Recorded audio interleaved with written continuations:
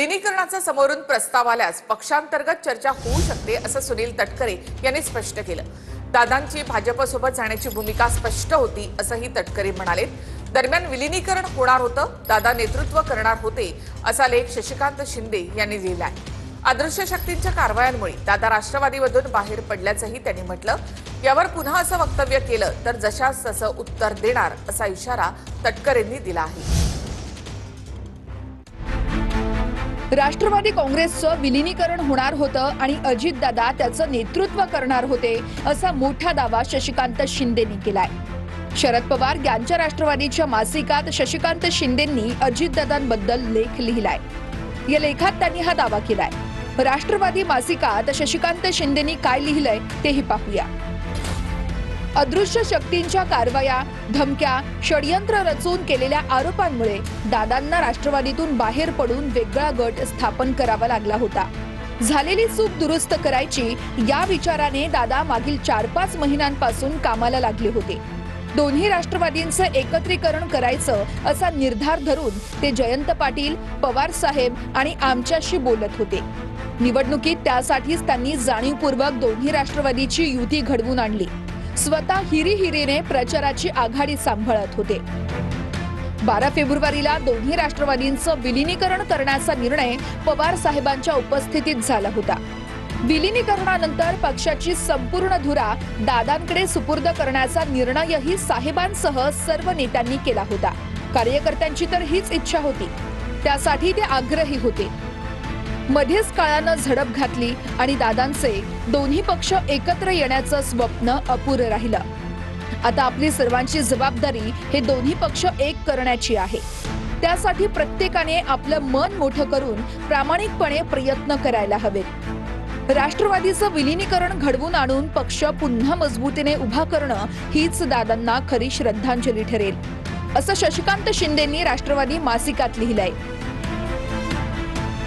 अदृश्य शक्तीच्या कारवाया, धमक्या व खोट्या नाट्या षडयंत्र करून केलेल्या आरोपामुळे अजितदादांना राष्ट्रवादीतून बाहेर पडून वेगळा गट स्थापन करावा लागला होता।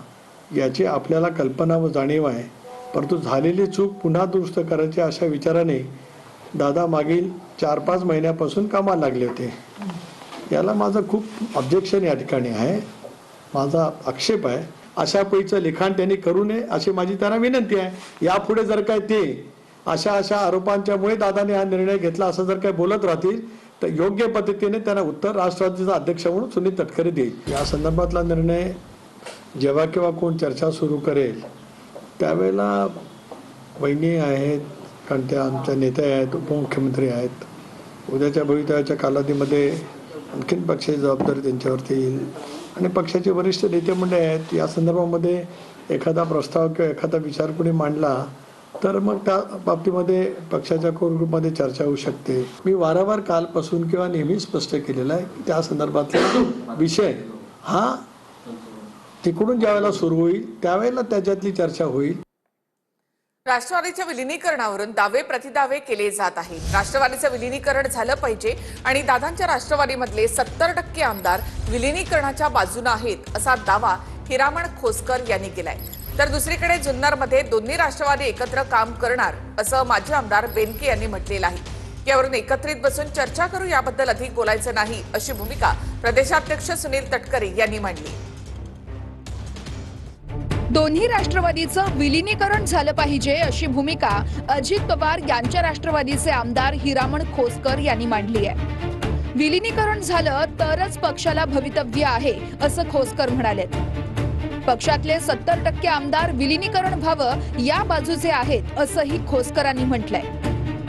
12 तारखेला विलीनीकरण होणार आहे। शशिकांत शिंदे म्हणतात 100% झालं पाहिजे, आमची सुद्धा अपेक्षा आहे। पण वहिनीने ज्या दिवशी शपथ घेतली त्या दिवशी जी चर्चा होती जवळजवळ 40 पैकी 30-35 आमदारांची चर्चा आहेच।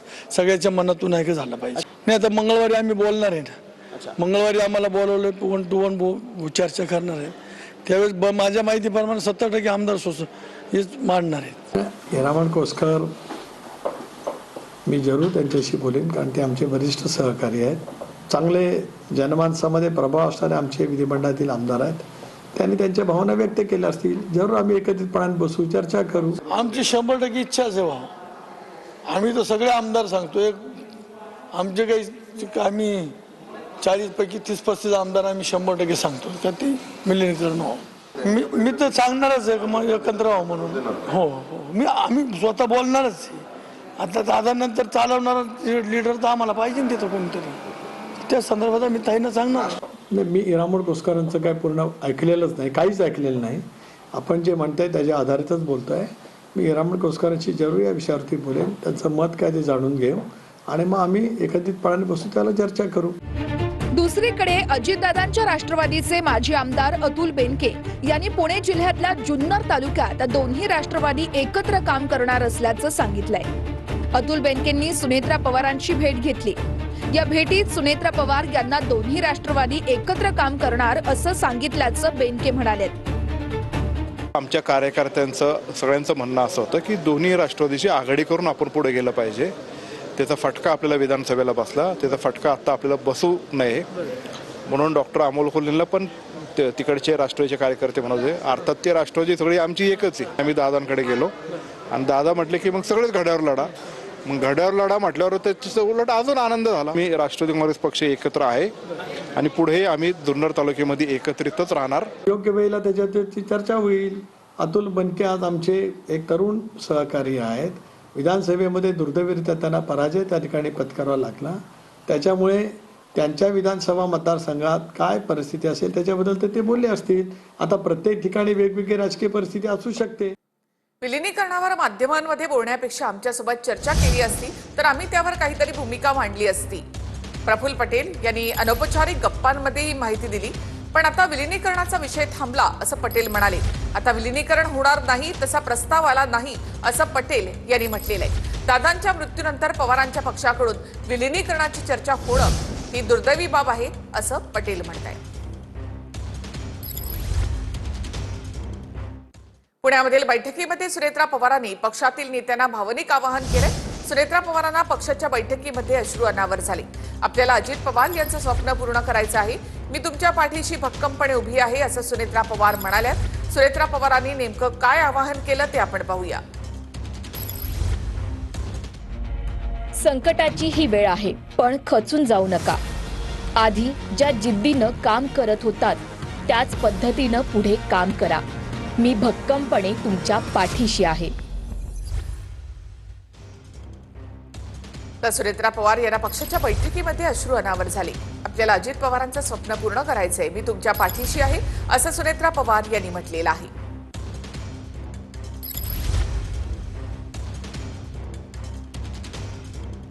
रोहित पवारांनी आरोप केलेली फाईल प्रफुल्ल पटेलांकडूनच आली होती. प्रफुल्ल पटेल यांनी अजित पवारांना रात्री 8:30च्या सुमारास फोन केला होता.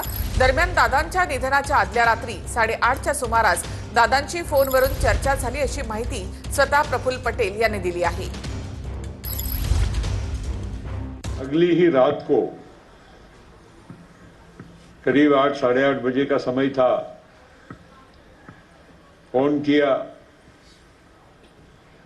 और कहा कि कुछ काम है, वहाँ के कुछ सार्वजनिक काम थे किसानों के संबंधित. तो उन्होंने बोले कि त्वरित मैं करता हूँ. कुछ स्थानिक वहाँ जिला परिषद के चुनाव चल रहे हैं, उसके बारे में एक आध मिनट हमने जिक्र किया और मैंने दादा को कहा कि अब अपनी मुलाकात कब होगी. अब देखो, इसको नियति कहते हैं, संयोग कहते हैं, जो भी कहे, इसके शब्दों में मैं वर्णन नहीं कर पाऊंगा. लेकिन उन्होंने शब्द ये निकाले, प्रफुल्ल भाई, मराठी में बोले, प्रफुल्ल भाई आता अपनी भेंट होणार नहीं, प्रफुल्ल भाई अपनी भेंट अभी होगी नहीं. और कुछ पॉज के बाद बोले कि मैं 7-8 दिन क्योंकि दौरे पे रहूंगा तो मुझे आपसे मिलना नहीं होगा. मगर शुरू में जो एक वाक्य बोल गए और फिर रुके और फिर बोले, तो वो पहला वाक्य मेरे अभी भी वो मैं भूल नहीं पा रहा हूं. तर अजित पवार यांना फोन केला, यामध्ये माझा काय दोष, असा प्रफुल्ल पटेल म्हणालेत. आम्ही आमच्या सहकाऱ्यांसोबत बोलू शकत नाही का, असं पटेल म्हणालेत. मला आणि तटकरेंना टार्गेट केलं जातंय, असं पटेल यांनी म्हटलंय. राज ठाकरेंना आमच्यामध्ये पडण्याची गरज काय, असा सवाल देखील पटेलांनी केला. अरोरांवर संशय घेतला जातो, आरोप करणाऱ्यांनी पार्थला विचारावं. अनौपचारिक गप्पांवेळी प्रफुल्ल पटेल यांनी हे वक्तव्य केलंय. जिरवाळांच्या मंत्रालयामधल्या दालनामध्ये लाच घेताना लिपिकाला अटक करण्यात आली. 35,000ची लाच घेताना लिपिक राजू ढेरिंगेला एसीबीनं रंगेहात पकडलं. दुसरीकडे झाडाझडतीच्या दरम्यान एसीबीला राजू ढेरिंगेकडून आणखी 42,000 रुपये मिळाले आहेत. यावरूनच लाचखोर मंत्र्याला पदावरून हटवा, अशी मागणी हर्षवर्धन सपकाळांनी केली. तर या प्रकरणाची संबंध सिद्ध झाला तर राजीनामा देईन, असं उत्तर झिरवाळांनी दिलं आहे. अन्न आणि औषध प्रशासन मंत्री नरहरी झिरवाळ यांच्या मंत्रालयातल्या दालनात लाच घेताना एका लिपिकाला अँटी करप्शन ब्युरोनं अटक केली आहे. मंत्रालयातल्या झिरवाळांच्या दालनातच लाचखोरीचा प्रकार घडल्यानं खळबळ उडाली आहे. एसीबीच्या म्हणण्यानुसार मेडिकलचा निलंबित झालेला परवाना पूर्ववत करण्यासाठी मंत्री नरहरी झिरवाळ यांच्यासमोर सुनावणी लागली होती.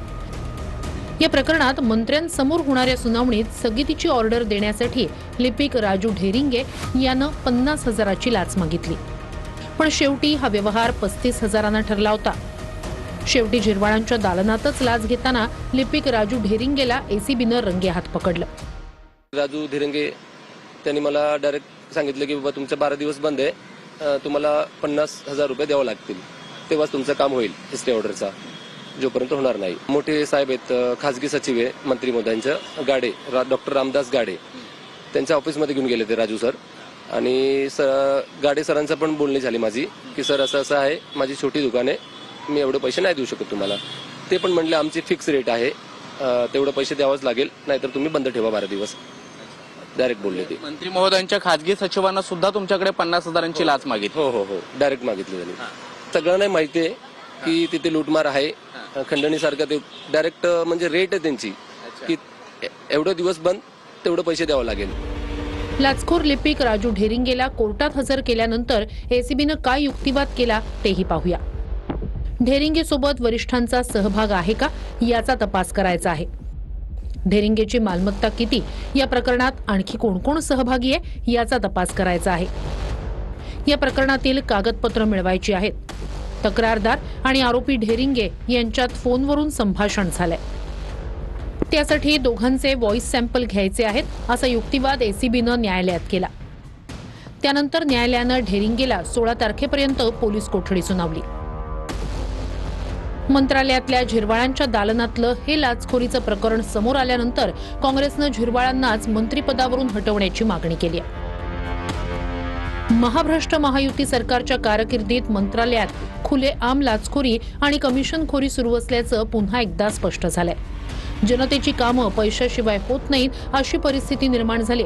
मुख्यमंत्र्यांनी संबंधित प्रकरणाची दखल घेऊन जनतेला माहिती द्यावी आणि लाचखोर मंत्र्याला पदावरून हटवावं, असं ट्विट हर्षवर्धन सपकाळ यांनी केलंय. सरकारमध्ये प्रत्येक विभागातच या पद्धतीचं काम चाललंय. झिरवळ बिचारे आदिवासी आहे म्हणून त्याच्यावर या पद्धतीचं ट्रॅप लावून आम्ही किती स्वच्छ आहे असं दाखवण्याचा एक प्रयत्न करतोय. प्रत्येक विभागात राज्याच्या सगळ्या मंत्रालयामध्ये मोठ्या प्रमाणात पैसे घेतल्याशिवाय सही केली जात नाही, हे तर उघड सत्य आहे. जर खरंच माझ्याशी त्याची लिंक जोडली गेली तर मी राजीनामा देईन. पण सर एक चौकशी आता ज्यानं केलं त्याला तर त्याची सजा लगेच भोगावं लागते.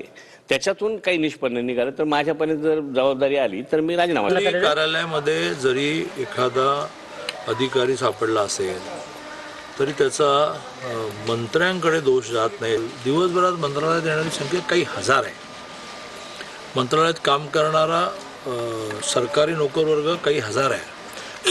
म्हणजे मग हे होऊ द्यायचं का? हे झालंय चांगलं झालं का? हे होऊ द्यायचं नाही, हे चांगलं झालेलं नाही, हे चिंताजनक आहे. त्याचं समर्थन कोणी करणार नाही, परंतु असे जर प्रकार घडत असतील तर निश्चितच आता मंत्रालय सुद्धा लाचेपासून सुरक्षित नाही असा त्याचा अर्थ होतो. म्हणून आम्ही तर सांगेल की अशा सर्व जे काही असे कर्मचारी असतील ज्यांच्याबद्दल थोडी शंका असेल अशा कर्मचाऱ्याला मंत्रालयातून आता बाहेर फेकलं पाहिजे.